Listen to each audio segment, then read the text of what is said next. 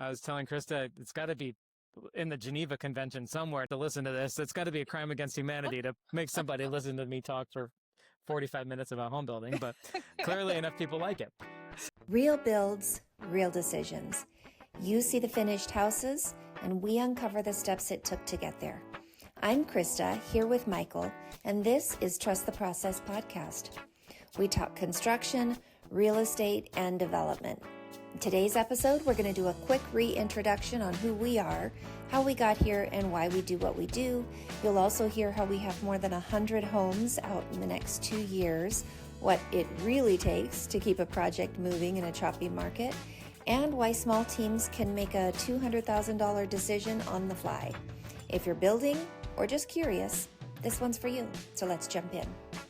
Welcome back to season 2 of Trust the Process podcast. I'm Krista, and I'm joined here by Michael, and we have grown a lot. Our first season was really well received, and so thank you guys for finding us and for enjoying what we're doing here. But we thought it was important to kind of recap.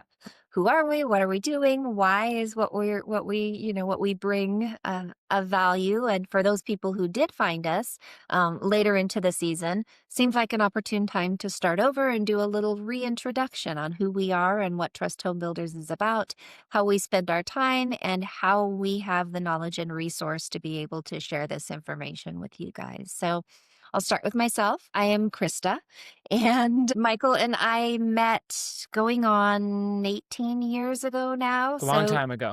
Many years that we have been friends and that we have collaborated over our love for new home design and construction, interior design. We have a lot of interest in that world, and we have collaborated numerous times over the years on different projects, flip projects, custom home projects. So finally, last year, I officially joined the Trust Home Builders team as the Director of Marketing, Client Relations, and Sales. So that's my role here. I come from a background in new home sales. I've done general home sales and then marketing with other builders. So I bring, 15 years of experience. Is that even possible? Oh my gosh. When I say it out loud, I'm like, I feel like I just got my license, but I bring 15 years of sales and marketing to the Trust Home Builders suite of offerings. And I'm really proud to be able to do it. Trust Home Builders is a custom builder, and Michael is our owner. So, as many of you will have heard me say before, he's our resident expert. He started in real estate. He's been a broker.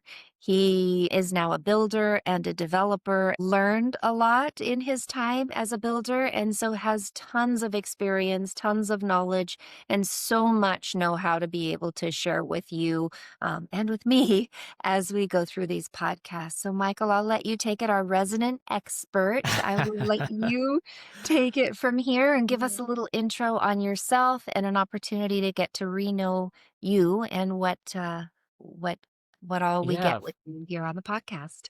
I don't know how I follow that introduction, but I appreciate it. It's all fact. Yeah, you own it. Yeah, I should own it. Yeah, there's no lies told, no lies detected. So, first of all, again, thank you for that. And welcome back to season 2, everyone that's stuck with us and our large following, and large for us, more than we ever thought it would be.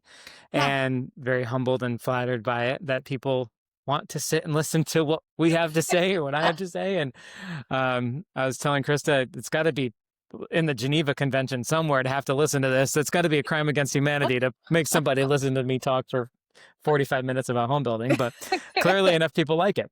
So, so many people have houses and know houses or sell houses or are in the industry, but they don't know how you get from raw land to a home that somebody's actually living in and enjoying. So I think those steps are an anomaly for many, and that's the I agree. And we all have a domicile. We all live somewhere, even if it's in our mom's basement, right? We all live somewhere. And that had to be developed and built, and codes in it. They're a relic of the years they were built. And I've been drawn to the real estate and houses for that reason, is that they're little time machines in their own way. They provide memories. They have there's just so many, right? There's so many things that they do. They make the city. Their city's nothing without their houses and their residents in them. And to me, I just find that it was a huge draw for me, and it was a fire I couldn't put out. My degrees are in biochemistry and pharmacology. They're not even in any way related to business or real estate development or anything along those lines. Construction, nothing.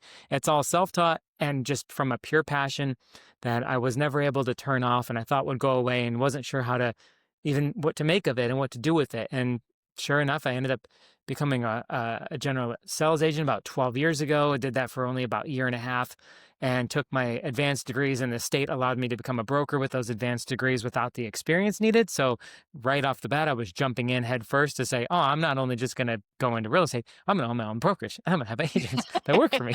Because naturally, why wouldn't you? You've been in the business for 14 months. Yeah, you should own your own office. And that's a little side note about Michael. He doesn't really have any end point. He's willing to try anything and ready to go out on the skinny branches to learn something new and push his boundaries. So that's right. Yeah, if you've gets been me with into hot water sometime. Yeah, I definitely get over my skis. Yeah. Yeah, yeah, exactly. The one time you said that was so perfect. You said, "I'll jump. I don't even need to know there's a parachute there. I'm ready to jump." Yeah. I mean, midair, I'm like, oh shit, hold on, there's still parachute. I guess I better build the plane. You should have I should have caught that, or I should have checked. So yeah, that does get me into hot water sometimes. I definitely get over my skis, but like a piece of carbon being crushed into a diamond, you kind of either under that pressure you crack or you become a diamond. And it's a choice that I think it's an internal choice that you say, ooh, this is really challenging, this is really trying. I'm either going to make this be a learning experience and develop new skills, develop just how to deal with stress, develop business acumen off of your instincts and hope that it's the right call. And it's thankfully worked out. I mean, I don't know if I'm living on borrowed time. All I know is that it has worked out to this point, because I'm very happy with where we've landed as a company and where I've landed, personally. And so that having been said, we felt that there was enough there to, on our day-to-day, start a little podcast. And what we basically do is have our work conversations, and every now and then turn on the camera and start recording. And these are conversations that we're having either way. Discussing how things get done. We spend a lot of time discussing the market and the industry and the marketing pieces of it. How are we going to price this new community that we're looking at, and land that Michael's what looking type of product coming on to the community or into the company. And so we bounce ideas and workshop and brainstorm together anyway. So it was a simple thought to imagine, what if the camera was rolling, and if somebody's interested, great. And if not, we're still successfully business. We're doing our we're busy anyway. Yeah. As he's sitting in his, we're still doing the day that we would otherwise be doing. So exactly. So that's kind of how it came to be. And here it is, season 2. Yeah. And I mean, to kind of go back to how we even became a home building company, I guess I skipped over that important part. It ran that brokerage for several years and still have it. And it's definitely a vibrant brokerage, small but vibrant. And about 7 years ago, started building my first infill homes on just little parcels that I would find. That one I bought from the city, a couple others I bought out of bankruptcy, and just did little stuff. And then, but we're talking a home a year. It took forever. It was like a garden that you had to till and keep working at it and say, well, I see a greater vision here, but it's going to take me some time. All self-funded. No one would give me any money to build houses. No one. It was like I put a second on my house, had savings, and got a personal loan to build my first project. Right, paid cash for the land, which was $40,000. And land was cheap in 2015. But and then to beg, crazy, begged, borrowed, and stole to minus. That's not an indictment. That's not an admission. Beg, borrow, and steal to get the money to build that first project, and didn't know what I was doing. Met a great general contractor in the process, who is my current business partner today, and we've known each other for 10 years. I shouldn't say it was 7. Oh, it's been 10 actually. When I bought that land, took a year and a half to build the house because I didn't know what the hell I was doing. And it was a $300,000 house. It was nothing. I mean, not that that's nothing, but it was nothing fancy. It was nothing to write home about. Wow. And then that kind of parlayed. And then with the connections at Ryan, who's the guy I partnered with, with the connections he had in town, the connections I had in town. We found ourselves getting pretty busy doing some build to suits, which kind of I earned my grit that way. Building the home with someone else's money, but then also dealing with their emotions, which is way worse than just paying interest. I'll just pay interest. I don't want to deal with people's emotions. That's a whole camp zone, yeah. Right. It's its own skill set for sure. And then during COVID, I broke from a partner I had with my brokerage, started my own true brokerage, and that's been about 6 years. And at the same time, just created a logo for a home building company and a developer, and just said, let's just see what kind of trouble we can get into. Let's figure out what we can do. And I still remember the day you shared it with me. You were like, so I think I'm doing this now. I think I'm doing this. It's probably still in our text. No, let's go. Yeah. Let's do it. It's probably in our text thread if we look far back enough. I'm sure that it's just, that image is still in there. And you know what? I bet it is. We should look up the date. Probably is. Yeah, it would have been, about 5 or 6 years ago. So, oh my God, it's funny. I should. It's probably in there. So now fast forward, we've got, I don't even know how to count them. But we've got 6 custom homes in South Shore. We've got a 6-home subdivision at Serene. We've got a 6-home subdivision in a community called Argos. We've got a 5-home subdivision in a community called Westridge. And drum roll, we've got a 79-unit townhouse project and I should have led with the 24. I should have ended with that one, but we've got a 24-unit townhouse project in North Las Vegas. We've got a 79-unit townhouse project in downtown. So we're going to turn over in the next 2 years well over 100 houses. And that is just crazy to me to think that what was a logo 5 or 6 years ago is 100 keys being handed over, 100 plus, probably 120 over 2 years between homeowners who get to enjoy the privilege of that home ownership and the passion and pride that you put into each home. Exactly. Even the townhomes, lower price point, kind of more in the median sales price, great for entry level. That is still a brainchild of ours that we as a company will watch grow to fruition, and it is really satisfying that you hope in 100 years those homes have turned over 100 times, maybe, or not 100 times, but maybe turned over several times. Well, maybe if it's just home builders home, it maybe turns over every year. Beat up by then. They're ready for us to come in and do a renovation. A renovation, And we'll just be a screen on a Dyson vacuum, like disembodied face. So that's where we're at.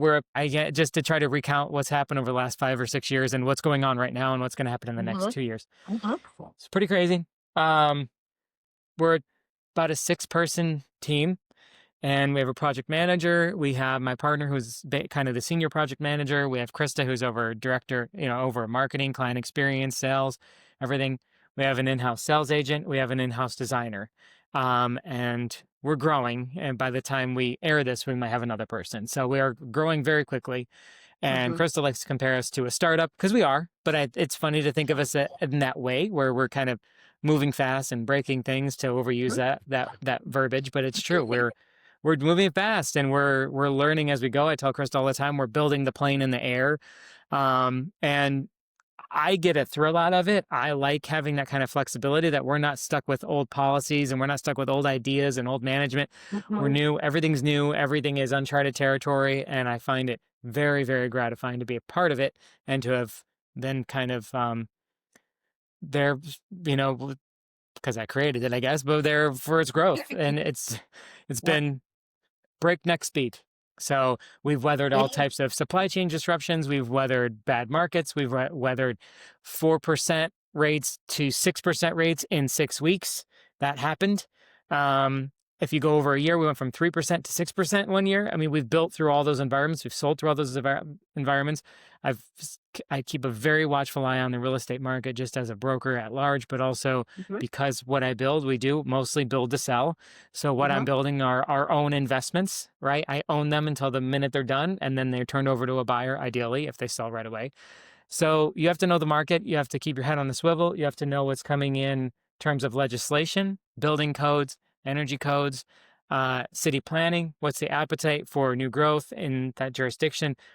Some of our communities are within common interest communities, so they're governed by design review boards and HOA boards. And that's something you have to just be aware of and be able to navigate and handle the emotion. You have to keep a steady stream of investors. You have to keep a steady stream of capital. You have to keep great relationships with banks and lenders in order to keep your projects funded. You have to keep yourself solvent. So I routinely have to donate to the company, to keep the project going when you're new. And you don't have bond money like corporate bonds like Pulte or the large publicly traded companies have that bond money. It can raise a corporate bond in weeks, right? They have all that money for half of what I pay for interest.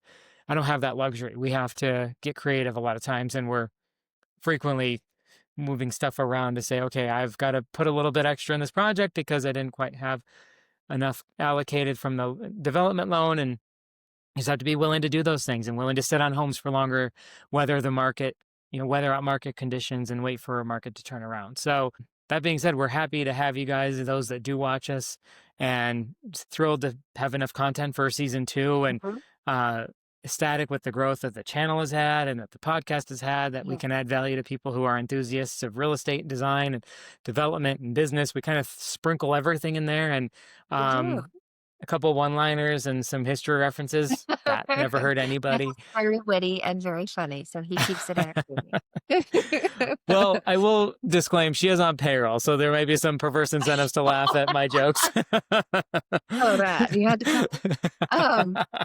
And you mentioned just the housing industry as a whole and how we really work hard to keep ourselves apprised. So that obviously affects us in the local market. We build in Las Vegas in the greater Southern Nevada area. And so while, yes, we really keep ourselves informed about what's happening here on the ground, kind of a boots on the ground opportunity, but we also both study the national market. And so knowing what's out there, people at a distance. I know we have some followers in, other states, other areas of the country. Other countries even. Yeah. East, yes. Yeah. I mean, in the other countries too. So we work really hard to understand the industry as a whole because it affects us on the day to day. And so informing ourselves about, like you said, new policy changes, things that are happening, what's coming down the pipeline on the East Coast that we know may trickle down over here, or, some of our neighboring communities in Arizona or Utah, or we get a lot of migration into the Las Vegas area. And so keeping our thumb on the pulse of what's happening in some of those areas that our greatest migration comes from, California, Washington, Colorado. So understanding those industries, how's the resale there? Should we be taking a contingency on a new home based on what we know about those markets? So we really have a more broad spectrum of know-how versus just the Las Vegas in this market specifically. It's important to us to keep a more broad reach. So and that trickles into our podcast, even it trickles into our episodes. Absolutely. I mean, I think it's all very relevant. You can even go down the rabbit hole when it comes to construction in terms of global commodities, concrete prices, lumber prices. If you know that there's an AI data center boom, and that's why concrete has continued to skyrocket. There is a recession in China, for sure, a housing recession, a property recession in China, and that's affecting some of our other goods are going down in price. And we'll have a whole episode on where I think the future pricing is for kind of raw materials and labor and things that go into the house, and where that might land as 2026 plays out. So there's a lot of things that I like to think of myself as a student, and I know you're the same, a student of the market, a student of global financial conditions and political tensions, and all these things are relevant. Parts of it, like you're saying, some of those things that are happening, is that going to cause delays in some of the things that we want? Are there delays? Are there things happening in other countries that are going to slow down how quickly we can get appliances? Or do we need to look at this brand versus that brand because it's going to be more readily available? Certainly those were issues that you dealt with during COVID. But even still, there are ongoing, changes, manufacturing that's going to affect logistics and how we choose to build out our homes. So and when you're developing, you've got, and we've said this in the past season, that you're trying to thread a needle with a shotgun, and the eye of the needle is a mile away. You have so many variables that can change, where that needle goes, and it's you just have to have as much information as you possibly can, and at the end of the day, still almost never goes the way you thought it was going to go. But I don't like to fly in the dark. I'll jump out of a plane without a parachute, but I want to fly in the dark. Right? I want some navigation. So I'm not risk averse, but I like having my information. Right. And the knowledge for us is Hmm. that navigation. I mean, just making sure that we understand both what we do Hmm. and what the market requires at any Right. given time. I think is the that's the light that keeps it from getting too dark, right? There's Yeah. a lot. There are so It's many unknowns illuminating. that none of us could predict, but even just understanding the market and both of Hmm. us, obviously, him as a broker, Yeah. we sell real estate, so I'm still very involved in the market, not just in our new homes, but as the industry as a whole. Hmm. So I think those things give us that little glimmer of light. Sometimes I wonder if it's a train. Light at the end of the tunnel, is it? Or Yeah, there are sounds days, like a right? BNSF Anything. GE diesel engine coming. Yeah. Yeah. So there's a lot of fact finding, a lot of, pivoting as Hmm. things come at us. There's constant pivots. So Yeah. I yeah. love it though. That's one of my favorite aspects of the business is how dynamic it is. And it's just I love to collaborate with you guys and make these decisions on the fly and not go through layers of management. And it's just fun that we can have hiccups, we can have victories, we can have all these things. Something turns out we on one of our lots at Serene, we flipped the floor plan upstairs. I walked up and got goosebumps because it wasn't until the form was poured and or the foundation was poured and the form boards were up and I realized we need to make a decision on the fly. They're non-structural walls. Let's flip it so that the rec room has the panoramic view of the strip. And it was probably a $200,000 decision. I think that house is worth $200,000 more in its current configuration. I don't know where I'm getting that from, but I just going off of my gut, right? But it's nice that we didn't have to go through, the Department of Architecture at this. Exactly. It was just nice to say, hey, I went home that day on my software and I already had that plan pulled up in my architectural software. So all I did is had to reverse it, the upstairs, flip it basically, and print out, disseminate it to the team, and it got framed accordingly. And here we are. And it's just an Yeah. amazing. I walked it yesterday, and it wasn't that I captured the view, is that I was able to take advantage, or we were able to take advantage, brainstorm, find a better alternative, brainstorm on it, do it, in terms of draw it and conceive it, and then execute it and see the fruits of it. And that house will be that way forever until the house is not there anymore. And that's just kind Yeah. of the joy that you find those little victories day to day that Mhm. maybe that outweighed something else that was a setback that day. And it's just Mhm. when you're so tied into your business, you definitely have those little victories and those little losses and you just ride the roller coaster and learn to enjoy it. And because we're small, we're able to be agile like that, right? You come up Yeah. with an idea versus if we were with, so A many huge companies, company. there's red Hmm. tape, there's policy, there's, Hmm. one person sees it, another person doesn't. And so, you get a vision and you're able to make that change on the fly. Boom, just And executive decision. That's it. That's what we're doing. That's the exactly. new thing. And that's it.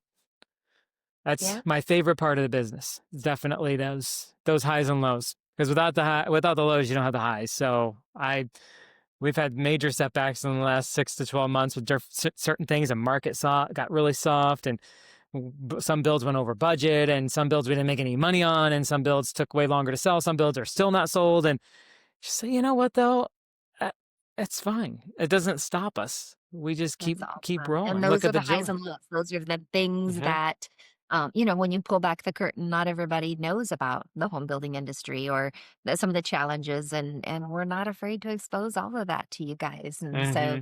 we're happy to take you along in the journey. And Yeah. like Michael said, we have loved the podcast. It has just been one more opportunity for us to just kind of enjoy what we're doing.